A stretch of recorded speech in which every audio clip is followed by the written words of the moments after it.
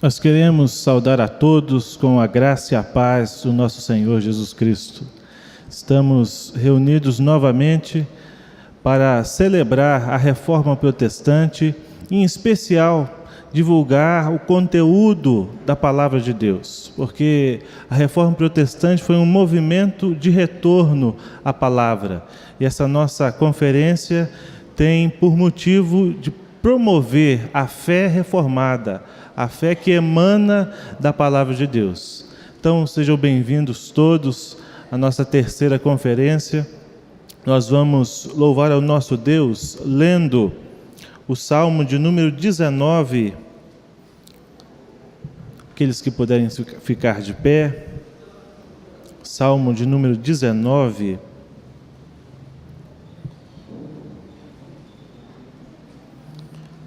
Eu vou ler os versículos ímpares e os irmãos os pares. Diz assim a palavra de Deus: Os céus proclamam a glória de Deus e o firmamento anuncia as obras das suas mãos.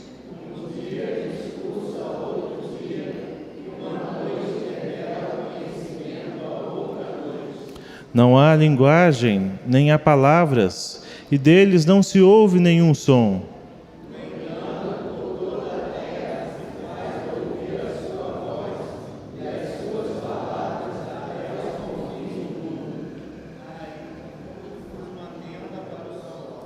O qual, como noivo que sai dos seus aposentos, se regozija como herói a percorrer o seu caminho.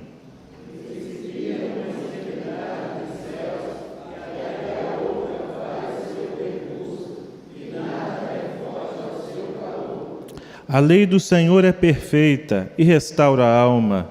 O testemunho do Senhor é fiel e dá sabedoria aos simples.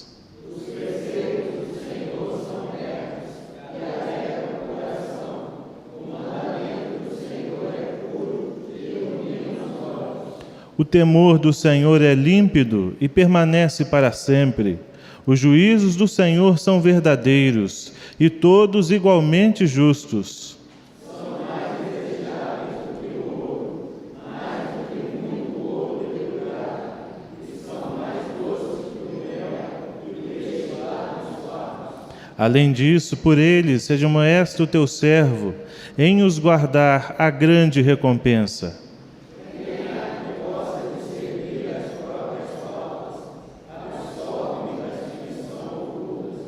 Também da soberba guarda o teu servo, que ela não me domine. Então serei irrepreensível e ficarei livre de grande transgressão.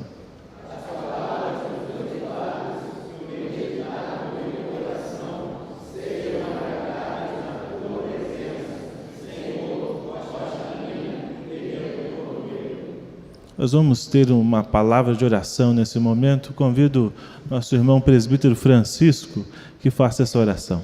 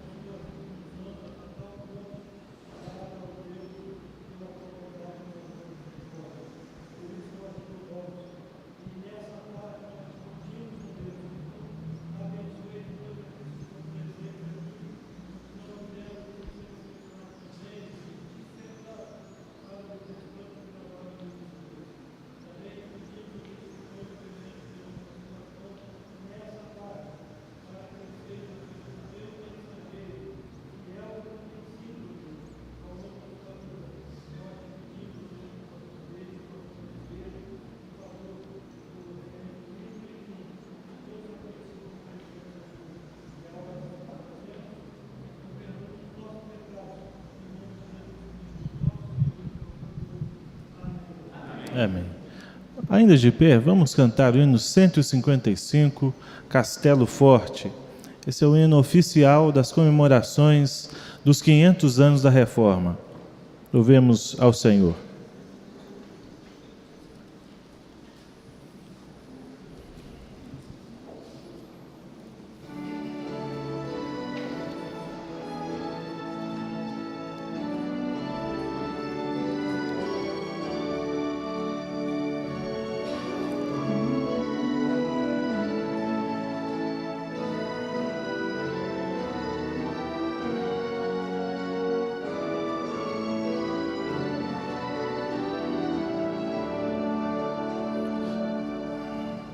selo forte é nosso Deus, espada e bom escudo. Com seu poder defende os seus em todo transe agudo. Com fúria pertinaz persegue Satanás, com ânimo cruel. Muito forte é o Deus fiel, igual não há na terra. A força do homem nada faz, sozinho está perdido. Mas nosso Deus socorro traz em seu Filho escolhido.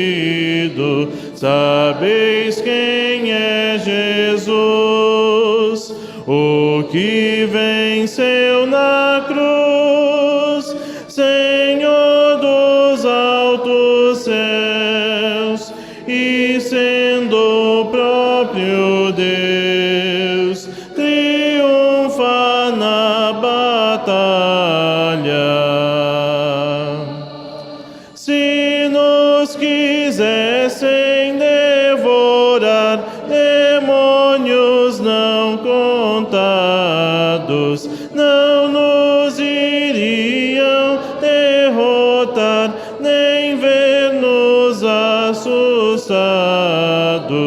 O príncipe do mal, com seu plano infernal, já condenado está, vencido cairá por uma só palavra.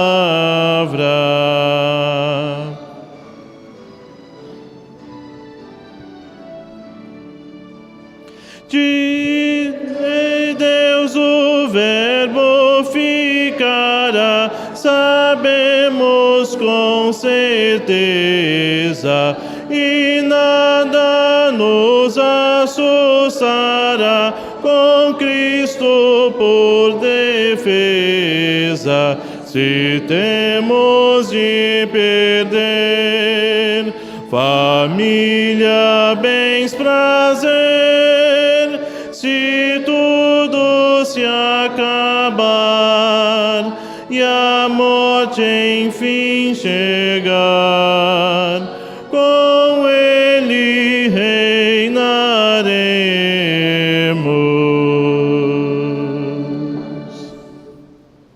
Podem sentar, irmãos. Nossa conferência esse ano tem como tema os 5 solas da Reforma Protestante, em especial sola Escritura, solus Christus, sola Fide. E o reverendo Cleómenes é pastor da Igreja Presbiteriana Metropolitana de Belo Horizonte, também professor do seminário, doutor em pregação pelo Andrew Jumper, Centro de Pós-Graduação Presbiteriano, e estará trazendo a mensagem da Palavra de Deus nesta tarde e noite de sábado, também amanhã.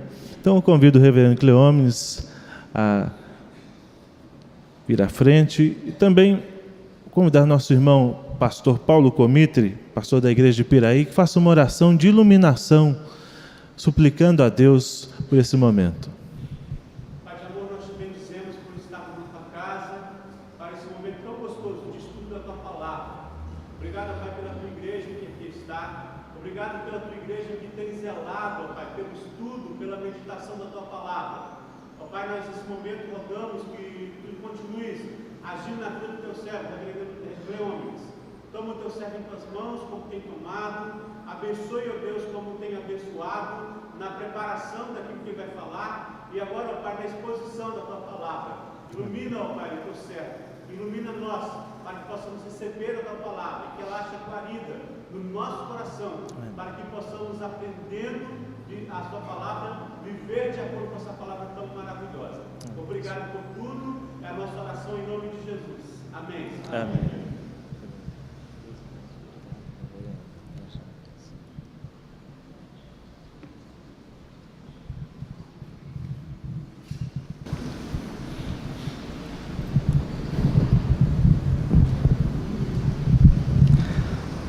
Eu quero começar este momento, primeiro dando graças a Deus e glorificando o nome do Senhor Jesus, pela oportunidade de me achar com meus irmãos. A Ele seja, pois, toda a glória. Segunda coisa, dizer da alegria e então saudar o reverendo Ítalo, pastor desta igreja, meu ex-aluno, também companheiro. Nós trabalhamos juntos lá em Belo Horizonte, na Sexta Igreja Presbiteriana, de sorte que eu me acho muito feliz em estar aqui com o reverendo Ítalo. E até digo a vocês que um convite do Ítalo é quase irrecusável para mim, fui seu professor e tenho uma dívida grande com ele. Mas esta dívida aqui, no caso, é maior ainda, porque eu tenho com a igreja aqui de Barra do Piraí e adjacências, né, uma relação muito preciosa, muito bendita. Eu era pastor em Niterói, né, e aí sempre eu estava por essas paragens aqui e vendo irmãos, e assim, quando o Ítalo me convida, na minha cabeça veio vários nomes de vários irmãos, né, como o presbítero Francisco, Rutimar, Nilza, né, tanta gente que veio à memória. Não vou falar muito não, porque como eu estou muito velho, eu complico a vida de muita gente hoje em dia. Mas é uma satisfação muito grande de voltar aqui. Tem uns 3 anos mais ou menos que nós estamos tabelando, não é? Quase que eu vim a última vez, mas a minha esposa teve um problema, parece-me, e aí fui obstaculizado da bênção de me achar com vocês. Mas dessa vez aprove a Deus a gente vir, e num momento muito bom, né? Significativo, muito extraordinário, que é quando a gente está esse ano comemorando 500 anos da reforma do século XVI, né? Então é assim muito importante a gente conhecer as nossas raízes, conhecer a nossa história, né? A nossa sociedade é uma sociedade virtual, né? A gente hoje está vivendo um mundo cada vez mais irreal, né? Mais virtual, e também a fé está ficando assim, né? As pessoas não têm rez, não têm assento, não têm raiz.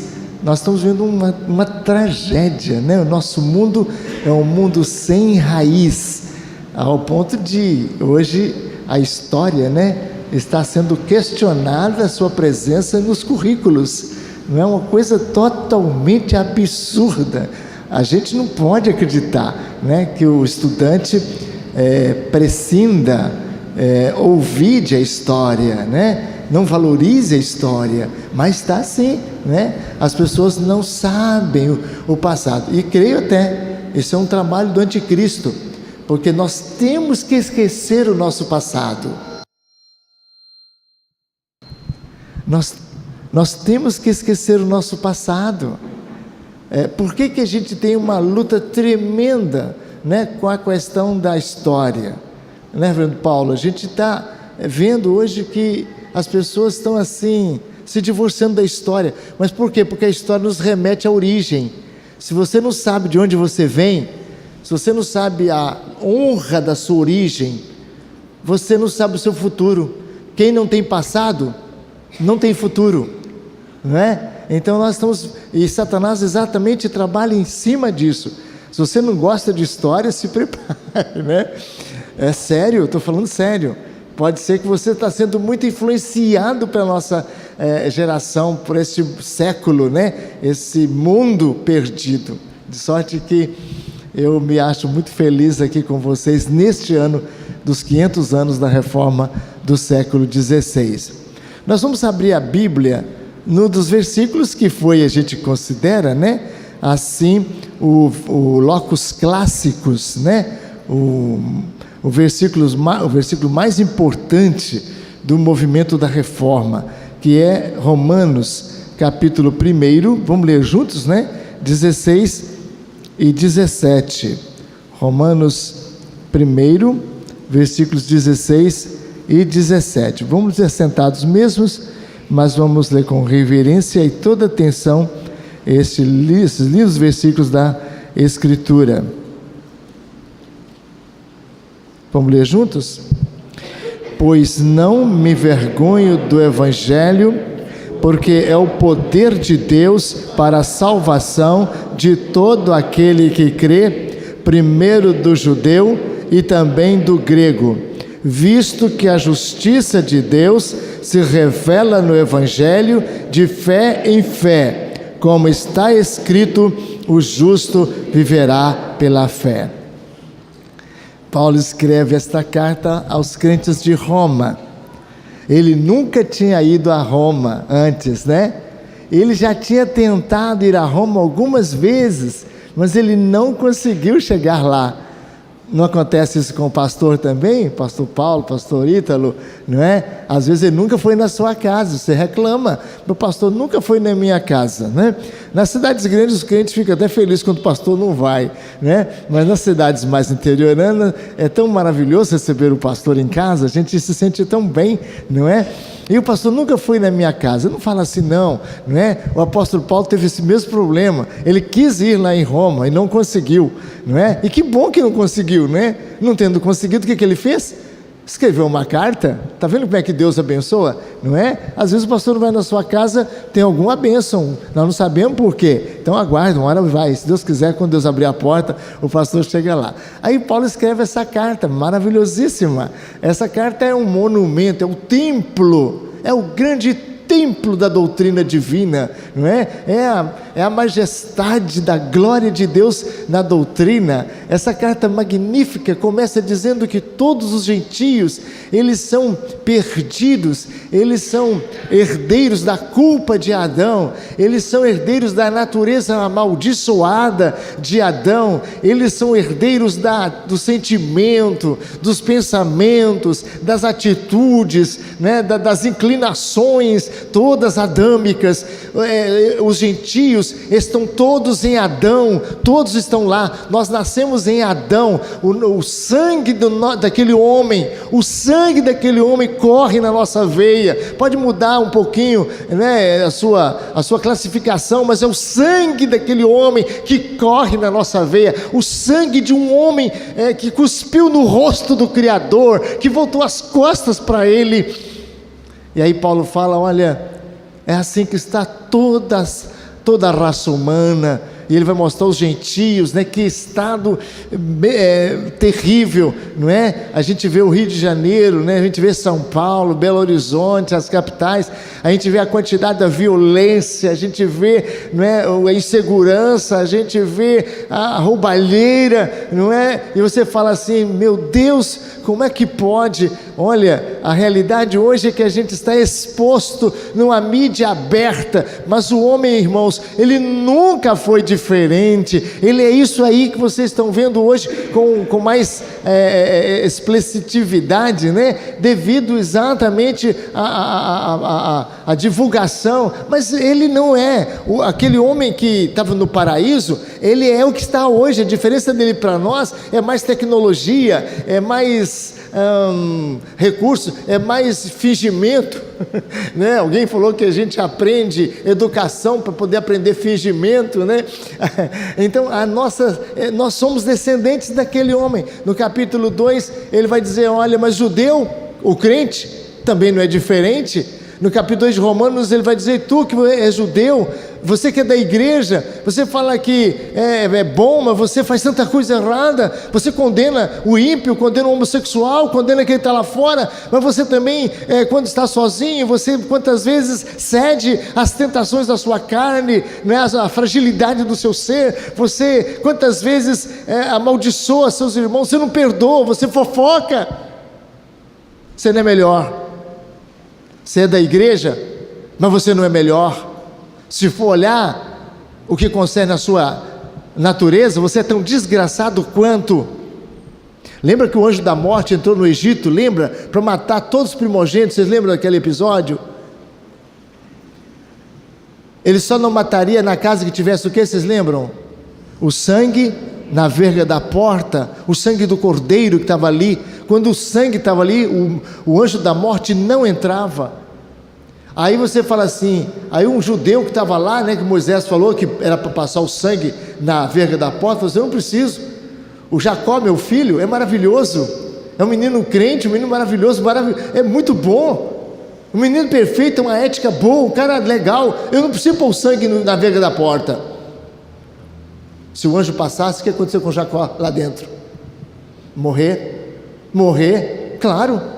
Isso mostrava que o menino do Egito e o menino dos crentes não tem diferença, são ambos contaminados pelo pecado e dignos da morte eterna, da morte, do salário do pecado.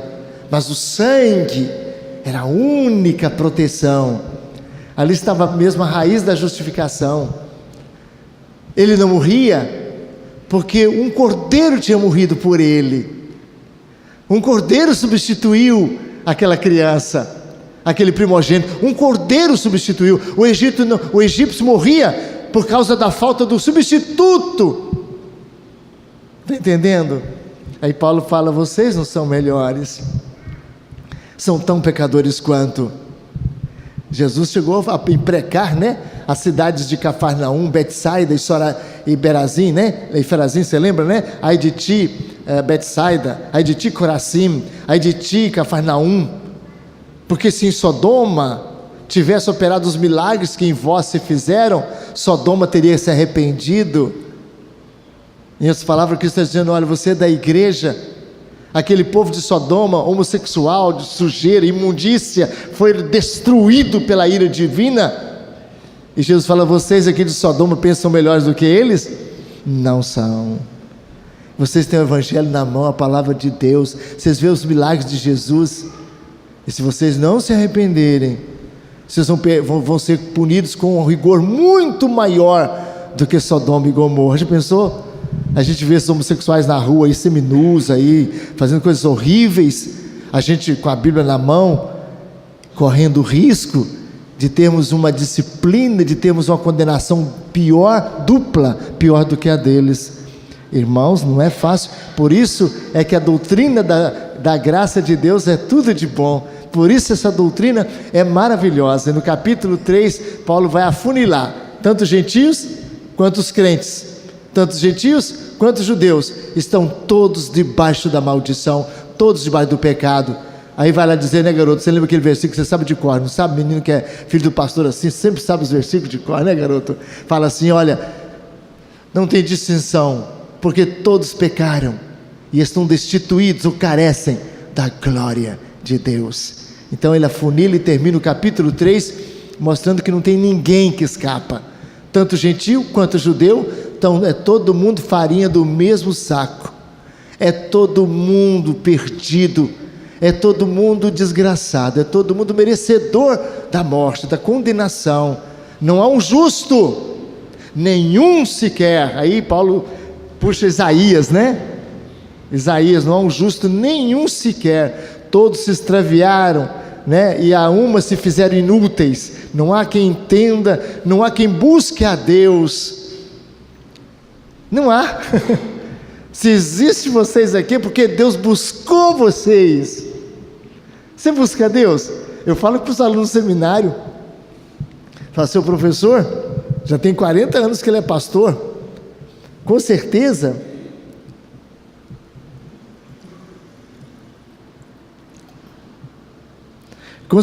vocês já estão com toda a segurança, absolutamente segurança, de que o seu professor quer ir para o céu. E vocês acham que eu quero ir para o céu? Vocês aqui pensam, eu estou chamando o povo para ir para o céu há 40 anos, estou pregando o evangelho é o caminho para o céu. Então vocês têm certeza que eu quero ir para o céu? Assim, graças a Deus que vocês têm essa certeza, porque às vezes eu não tenho.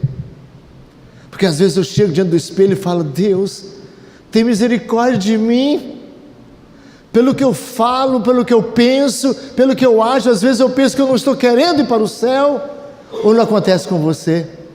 Ou não acontece com você que às vezes você se surpreende e fala: Deus, tem misericórdia de mim. Eu acho que não tem um dia que você não peça misericórdia do Senhor. Será que você passa um dia? Uma vez eu preguei numa igreja, Ítalo, passei o domingo na igreja com o evangelista, nós fomos para tudo que é casa, visitamos, pregamos, convidamos e tudo, e teve uma festa na noite bonita, batizamos. Quando terminou, eu dei a bênção apostólica, todo mundo sentou, o evangelista pegou no microfone e falou assim: irmãos, hoje foi um dia maravilhoso na minha vida, hoje eu não pequei. Aí eu falei assim: ele ia dormir tão bem,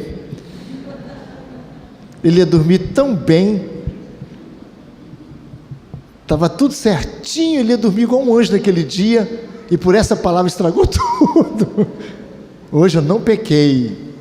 Se você disser que não tem pecado, você engana a si mesmo, não é? Bom, o fato, irmãos, é que nós estamos necessitando hoje da reforma de novo, né? A igreja é que se reforma, não é a fé que se reforma, mas a igreja se reforma. E nós estamos então comemorando, e a gente está recapitulando os 5 solas da reforma, né? E essa palavra solas é a coisa mais importante dos nossos trabalhos, porque você sabe muito bem que a igreja católica crê que a Bíblia é a palavra de Deus. Claro que crê. A igreja católica sabe que Jesus Cristo é o Salvador. A igreja católica não nega isso definitivamente. A igreja católica sabe que a fé é uma coisa fundamental, é importante. A igreja católica crê que a gente é salvo pela graça. Tranquilo, crê mesmo. A igreja católica sabe que a glória de Deus é o alvo. O problema entre nós e a igreja católica, a partir daquela época, e continua hoje, é simplesmente a palavra somente. Por causa dessa palavra, a gente morreu, muita gente morreu, por causa dessa palavra divisão, houve divisa de países, por causa dessa palavra perseguição assintosa, por causa dessa somente. O problema não é que a igreja acreditava que a palavra de Deus, que a Bíblia é a palavra de Deus, ou que as Escrituras são a palavra de Deus. Não é esse. O problema é que a igreja foi desenvolvendo e foi crescendo, e a história foi passando, e a igreja foi colocando coisas ao lado da Escritura. E quando a igreja colocou coisas ao lado da Escritura, a Escritura perdeu a sua importância. A Escritura deixou de ser importante, porque a igreja começou a levantar coisas, a igreja começou a levantar revelações ao lado da Escritura, a igreja começou a levantar a tradição ao lado da Escritura. Então a Escritura falou, mas a tradição também fala, e a tradição tem a autoridade da Bíblia. E não adianta discutir com o católico, que tridentino, que um católico é verdadeiramente católico. Tem muitos católicos que ainda não entendem bem a sua religião, mas não adianta discutir, porque para eles, você abre a Bíblia e eles falam, a Bíblia fala, mas a igreja, mas a tradição, mas os ensinos da igreja, fala outra coisa, ou eu diria até mesmo outra coisa, até outra coisa. A igreja fala que o bispo, a Bíblia fala que o bispo deve ser casado, o pastor deve ser casado, mas a igreja fala que não, tem que ser celibato. A igreja fala que o pastor e os presbíteros têm a mesma autoridade, a igreja fala que não, que existe hierarquia, o papa está acima, depois o cardeal, depois o arcebispo, depois o bispo, depois o padre, quer dizer, existe uma hierarquia. O povo não tem, o povo é uma parte de baixo do prédio de Deus, a parte de cima onde estão as pessoas que são os sacerdotes especiais. Você como católico verdadeiro, se você é um católico verdadeiro, você não tem direito de orar direto a Deus, sabia disso? Às vezes nós somos católicos, mas não sabemos disso. Você não tem direito de chegar a Deus, meu amigo. Você não tem direito de chegar a Deus. O direito de chegar a Deus é só do sacerdote, é só da freira, é só daquele que é consagrado, é só daquele que está mais perto de Deus. Você chega através dele. É por isso que existe a confissão auricular. Você confessa o pecado ao padre. Hoje quase ninguém entende isso, mas essa é a doutrina, senhores. E nós vamos achar isso impressionante? Cuidado, porque o pentecostalismo está partindo para isso, porque abandonou a doutrina da graça de Deus e está voltando para isso. Existe um pastor que é ungido, existe um missionário ungido poderoso. Aqui o missionário passa o lencinho dele, passa a toalhinha dele na testa que está cheia de suor, entrega para o cristão, e aquele suor santíssimo, aquele remédio. Por quê? Porque aquele homem ali, ele é diferente, ele é o apóstolo, ele sabe, Deus na terra. O suor, imagina o suor, eco, nojento. Vocês estão entendendo? Nós estamos chegando do abandono da Bíblia, do abandono. Mas tem milagre, meu irmão, milagre existe em tudo, até no túmulo da Lady Diana, tem gente recebendo milagre lá da Lady Diana, entende? O Elvis Presley, tem uma igreja aqui na Argentina com o nome de Igreja Elvis Presleyana, Elvis Presley, né? Um incentivador do vício, do rock, de tudo que está aí neste mundão aí. Gente, nós estamos nessa situação hoje, essa é a verdade.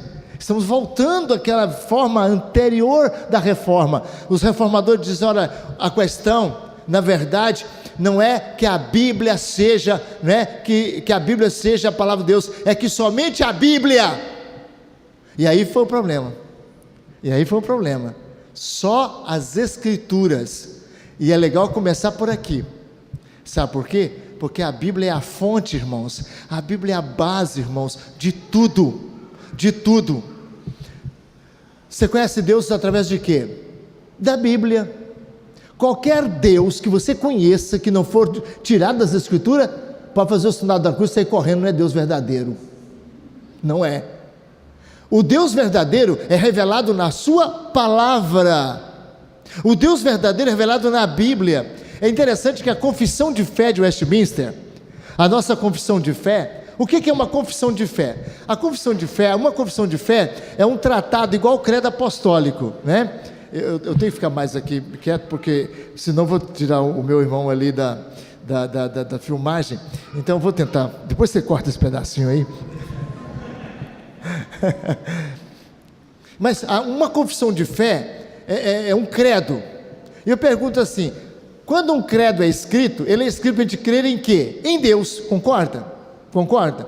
Então um credo devia começar com a doutrina de quê?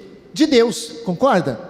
Quer dizer, qualquer credo que se escrevesse devia começar pela doutrina de Deus. Mas acontece que a confissão de fé de Westminster não começa com Deus, começa com a Bíblia. Que engraçado. Será que é uma bibliolatria? Não. Simplesmente porque se há de eu conhecer a Deus, se existe um caminho para eu conhecer a Deus, para eu chegar a Deus, é através da sua palavra.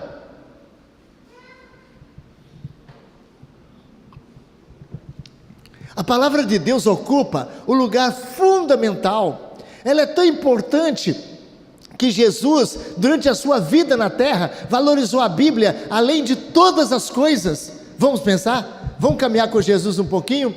Jesus nasce, chega aos 12 anos de idade, ele vai enfrentar quem? Os doutores, lembra? Ele vai enfrentar os doutores, ou seja, naquele período em que o menino judeu, né, ele recebe a sua maturidade, ou melhor, ele recebe aquele momento de responsabilidade do menino judeu aos 12 anos de idade. Naquela altura o menino judeu sabe de cor, Gênesis, Êxodo, Levítico, Número, Deuteronômio, de cor, esses 5 livros da Bíblia. E Jesus então discute com os doutores, e Jesus impacta, porque os doutores ficam impressionados com a sabedoria de Jesus Cristo. Aos 12 anos, depois Cristo desaparece, tem que cuidar da sua família, aos 30 anos começa o seu ministério. Ele é batizado, né? No batismo desce o Espírito Santo, ouve-se a voz de Deus, e Agostinho fala: quereis ver a Trindade? Ide ao Jordão, lá tem o Pai falando, o Espírito descendo e o Filho presente. Ali a Trindade augusta e gloriosa se encontra. Jesus é batizado, em seguida Jesus é batizado e vai para o deserto, para ser tentado pelo diabo, porque agora ele é o nosso Adão, ele tem que enfrentar Satanás como o nosso primeiro pai enfrentou, ele tem que vencer o nosso adversário, ele tem que vencer, e assim Jesus agora vai enfrentar Satanás. E quando Satanás se põe diante de Jesus, Satanás se põe diante de quem? Do Filho de Deus. Quem é o Filho de Deus? O que tem todo o poder espiritual e tem a unção do Espírito Santo. e que tem toda a autoridade. Então Satanás se põe diante de Jesus, e Jesus vai enfrentar o diabo agora. E o que Jesus usa para enfrentar o diabo? A sua autoridade. Ele fala assim: diabo, eu tenho o título, e eu sou o filho de Deus, afasta-se daqui agora. Foi isso que ele fez? Não foi. Jesus tinha o Espírito Santo, ele podia dizer: diabo, eu tenho o Espírito Santo, e pelo poder do Espírito Santo, afasta-te agora. Ele fez isso, senhores? Também não fez. Ele podia dizer: diabo, olha, pega tudo que é seu, junta agora, né? Pega agora essa doença, pega tudo e vai embora agora. Ele podia se pôr num posicionamento ali e falar palavras de efeito, palavras poderosas, e está torrado, está queimado, e agora se aparta. Nada disso. O que Jesus fez, minha gente? Só disse: está escrito. Jesus apelou para a Bíblia, para a palavra de Deus. Jesus podia ter apelado para tudo isso, mas ele não fez isso. Ele foi tentado pelo diabo, e ele enfrenta Satanás simplesmente com a palavra de Deus. Que poder tem a palavra do Senhor? Porque é Deus que fala, é o verbo, é Jesus a sua palavra. Jesus chega em Cafarnaum, não é? E quando ele está em Cafarnaum, ele está pregando a palavra, está pregando a palavra de Deus. Quando ele chega em Cafarnaum, ele entra no templo, aí o rabi dá a palavra para ele dirigir ao auditório, ele se levanta, e você lembra o que aconteceu? Jesus se levanta na hora de entregar a palavra. O que você faria se fosse Jesus? Eu faria o seguinte, meus amigos: este livro que vocês leem todos os dias aqui, eu o inspirei. Este livro, o Velho Testamento que vocês têm em suas mãos, o Torá, falou sobre mim, estava anunciando a minha vinda. Esse livro o assunto desse livro sou eu sou o inspirador deste livro, portanto, eu não preciso deste livro, certo? Eu vou trazer para vocês hoje uma nova revelação, eu vou trazer uma nova palavra para vocês agora, certo? Porque eu tenho a autoridade, eu falo a palavra.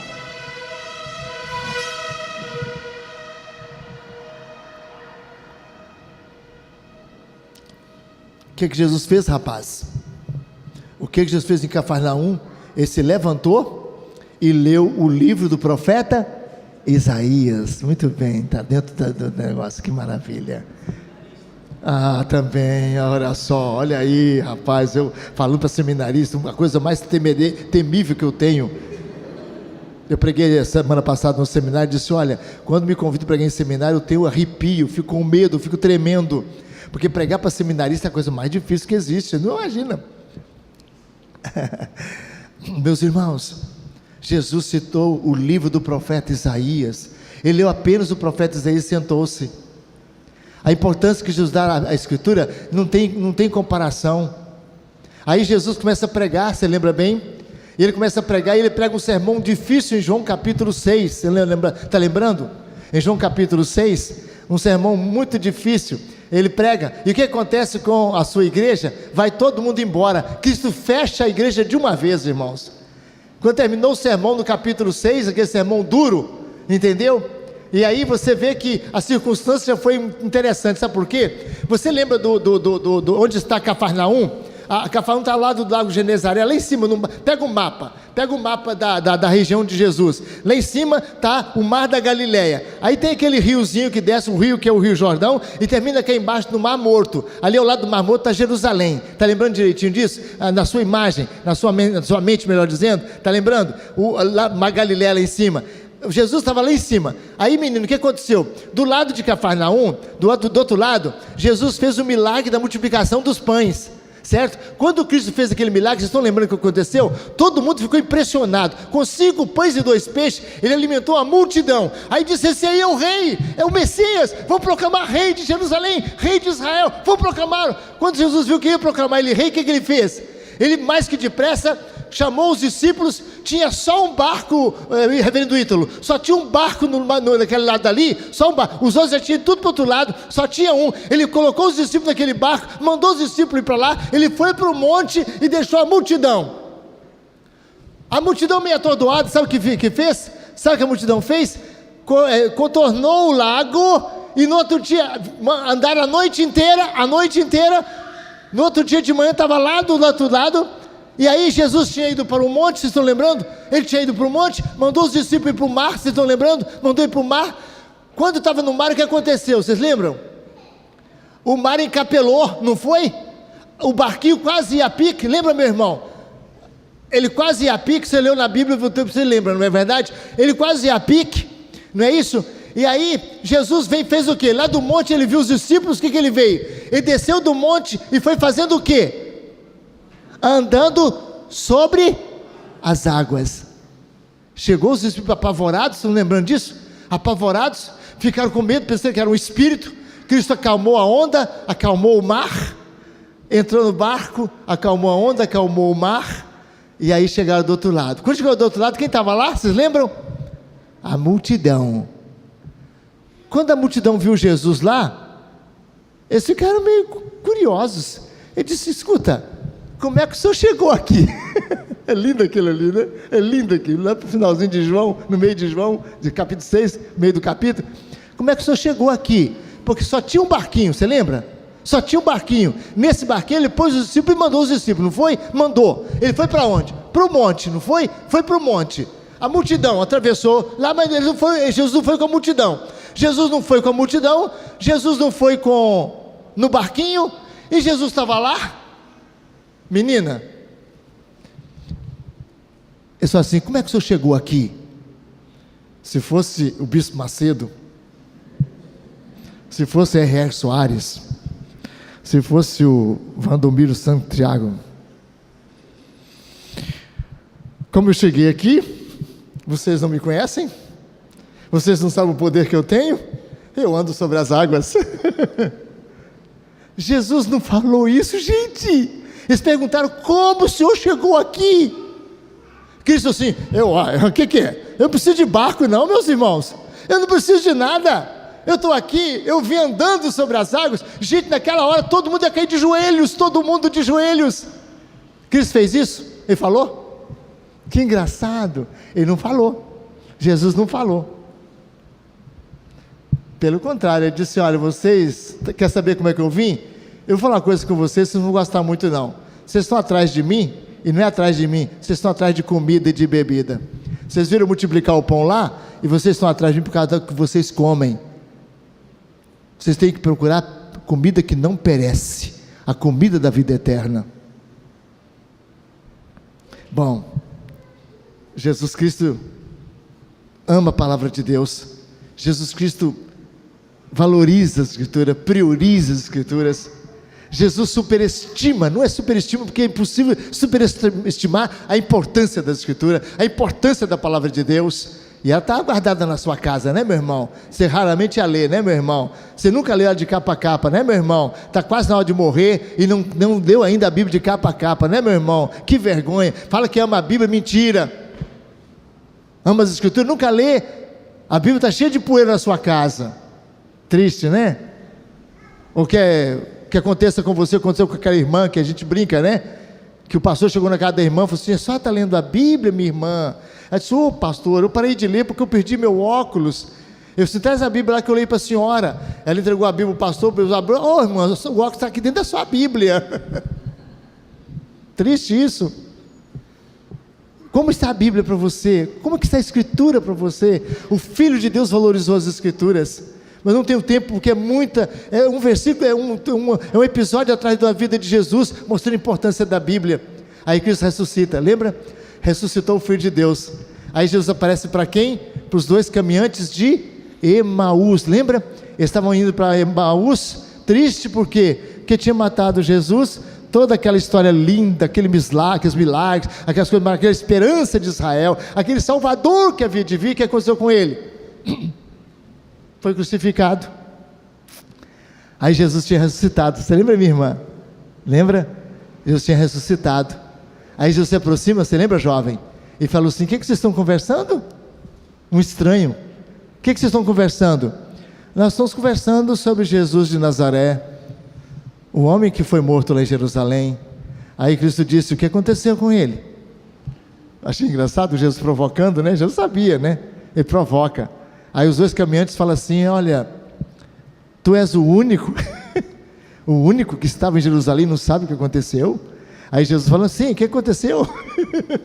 Jesus sabia de tudo. O que aconteceu? Esse como mataram Jesus, Nazareno, um homem poderoso, em vida, em milagres, em tudo mais, mataram ele lá. Aí Cristo falou assim: vocês são tão tardos, vocês são tão lerdos para entender as Escrituras. Aí o texto fala assim: e Jesus começando de Moisés, passando pelos Salmos e todos os profetas, falou para eles tudo o que estava escrito acerca dele nas Escrituras. Eu falo com meus alunos: que saliva estragada! Jesus estragou saliva. Aqueles dois caminhantes, irmão, estavam decepcionados, estavam chateados, estavam tristes, porque eles tinham morrido. Aí Jesus se aproxima, garoto, meu irmão seminarista, Jesus se aproxima deles, eles falam o que tinha acontecido. Se fosse outra vez o pastor Cleómenes, o bispo Macedo, o R.R. Soares, vou me colocar que eu também sou pecador igual, sabe o que eu ia fazer? Rapaz, eu estou aqui ó, o cravo, a marca do cravo aqui. O que aconteceu com Cleófas? Eles caíram de joelho na hora, não ia? Não ia? Cristo fez isso? Cristo mostrou os cravos, disse: eu sou ele, falou isso?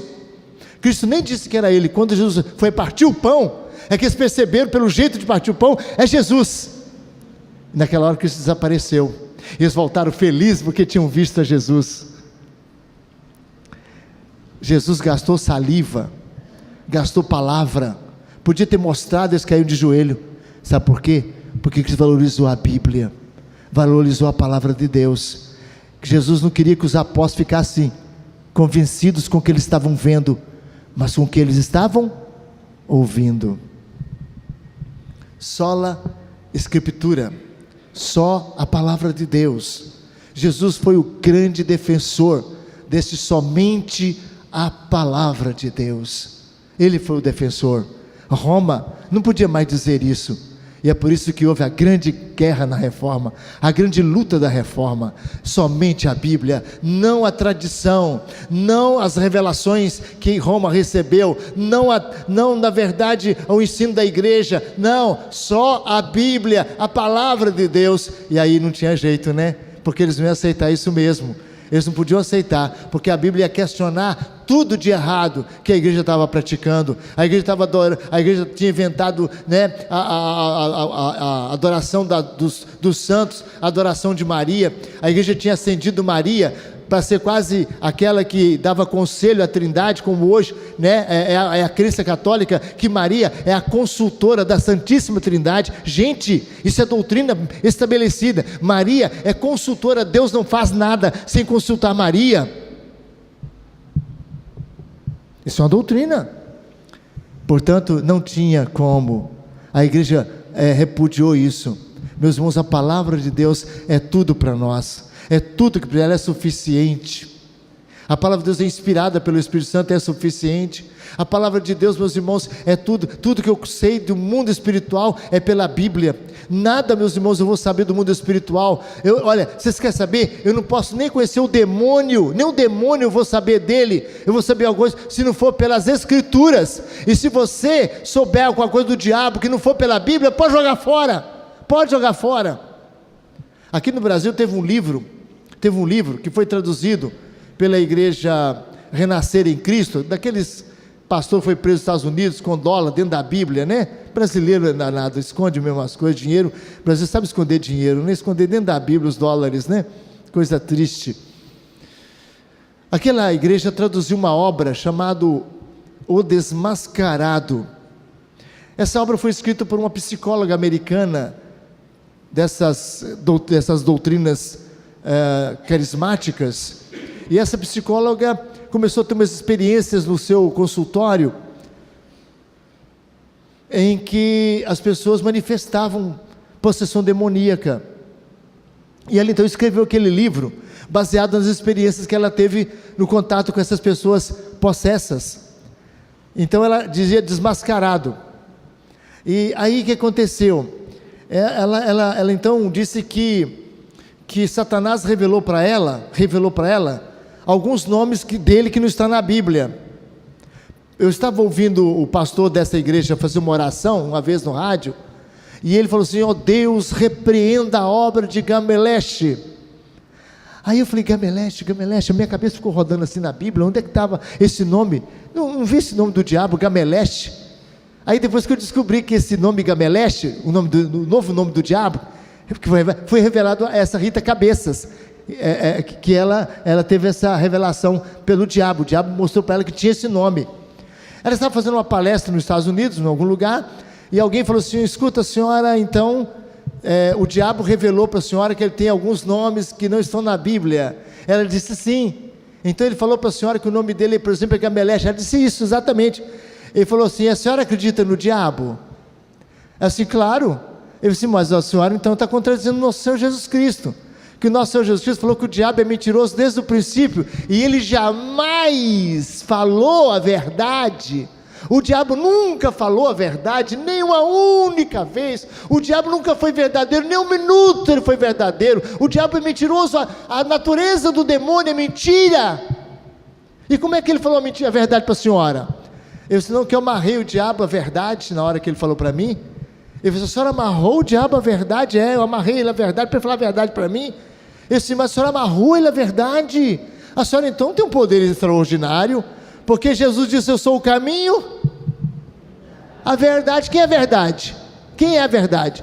Jesus. Então para o diabo falar a verdade para mim, para nós, para a senhora amarrou ele a Jesus? E você, a senhora está complicando o meio de campo todo, doutora. A senhora está complicando, sabe por quê? Porque se o diabo falou a verdade para a senhora, o diabo tornou-se mensageiro de Deus. Conhecereis a verdade? Pastor Paulo, qual é a sua função, meu irmão? Pregar o quê? A verdade. Quem é a verdade? Jesus. Se o demônio falasse a verdade, quem que ele seria? Um pregador. Vocês estão entendendo a complexidade da coisa, irmãos? Estão entendendo? Por isso, só a Escritura, somente a Bíblia, a palavra de Deus. E se tiver alguma informação sobre o diabo que não vier da Bíblia, você não acredita, porque é mentira. Todas as coisas espirituais estão reveladas na palavra de Deus. A palavra de Deus é tudo que você precisa.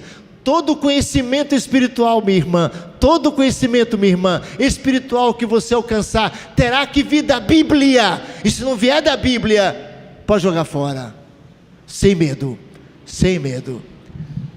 Eu conheço a Deus pela Escritura.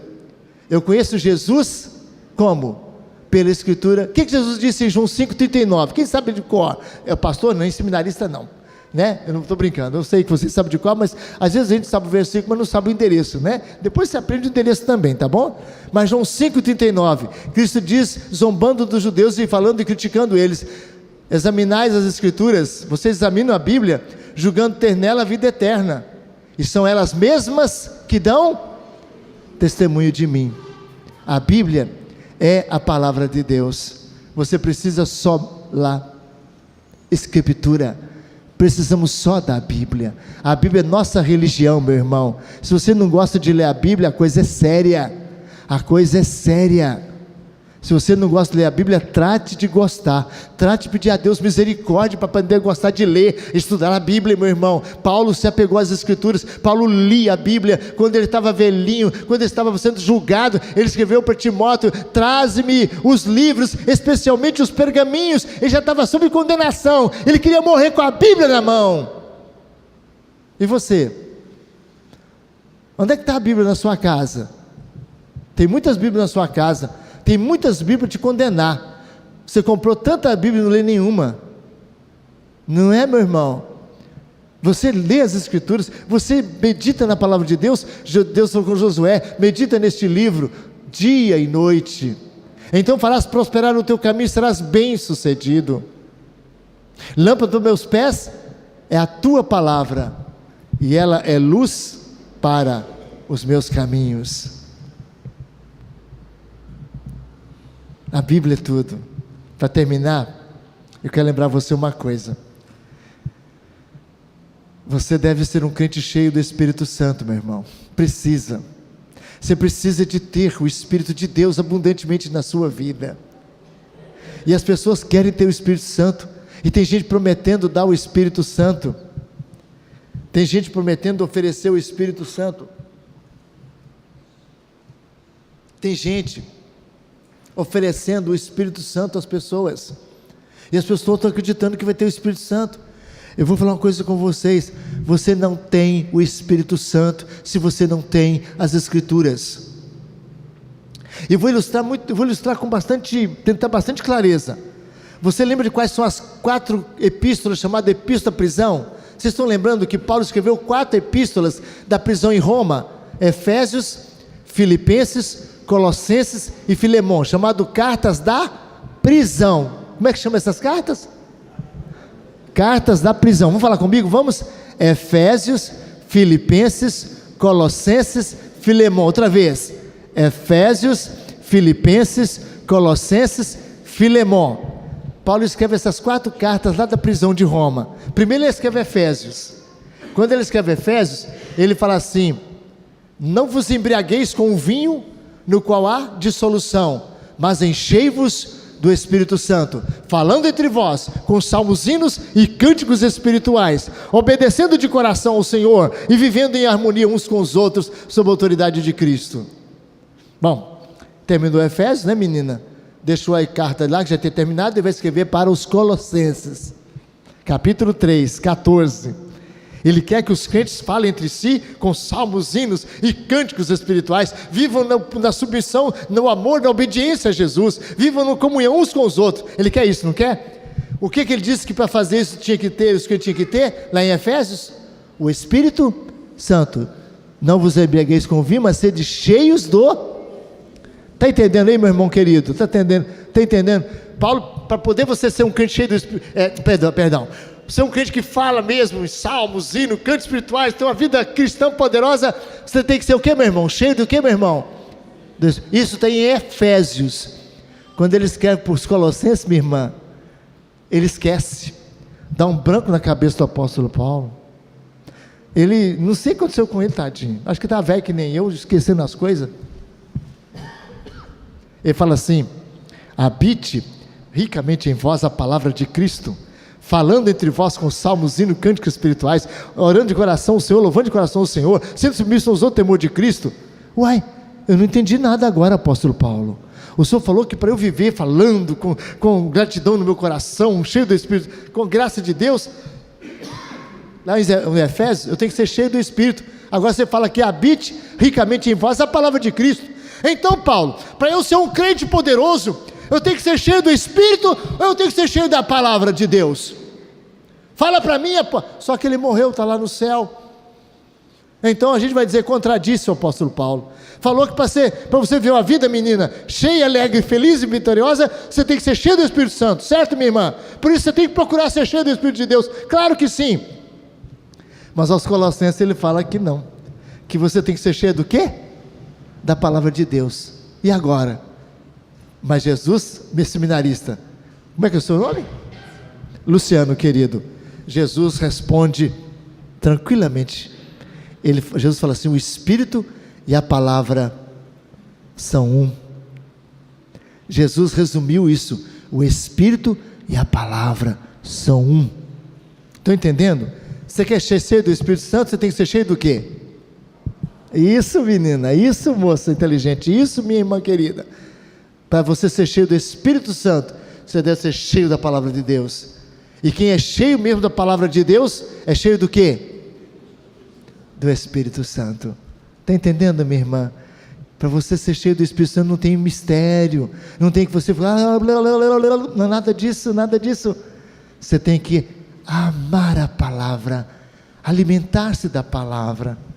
E eu terminaria, sola escritura, somente a palavra de Deus, com a palavra do apóstolo Paulo em 1 Coríntios capítulo 4, versículo 6, quando ele fala assim: não ultrapasseis o que está escrito. Vamos repetir comigo? Não ultrapasseis o que está escrito. E João vai lá em Apocalipse e fala: se alguém acrescentar alguma coisa, ou tirar alguma coisa desse livro, será acrescentado nele os flagelos e a condenação do Senhor. Não ultrapasseis o que está escrito. É por isso que a nossa religião, a religião que nós temos reformada, é a religião da palavra de Deus. Vamos orar? Pai, obrigado pelas Escrituras. Perdoa, porque tendo a Bíblia em nossa mão, e tendo a Bíblia em nossa casa, tendo tantos volumes até da Bíblia em nosso lar, ó Deus, perdoa-nos. Nós somos pusilâmines, nós somos tão descuidados, e nós não lemos a palavra do Senhor. Alguns de nós, essa semana,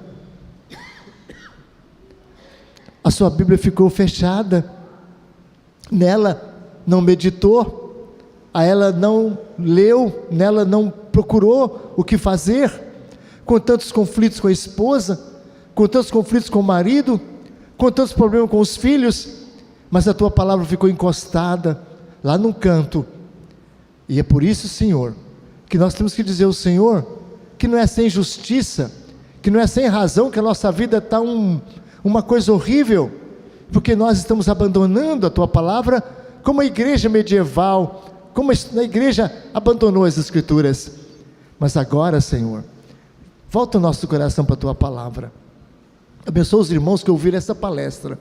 Abençoa a minha vida, Senhor, porque nós todos sejamos pessoas da Bíblia, que amam a tua palavra, que leem a tua palavra, que meditem na tua palavra, e mais, que vivam, que obedeçam a tua palavra. Em nome de Jesus, amém.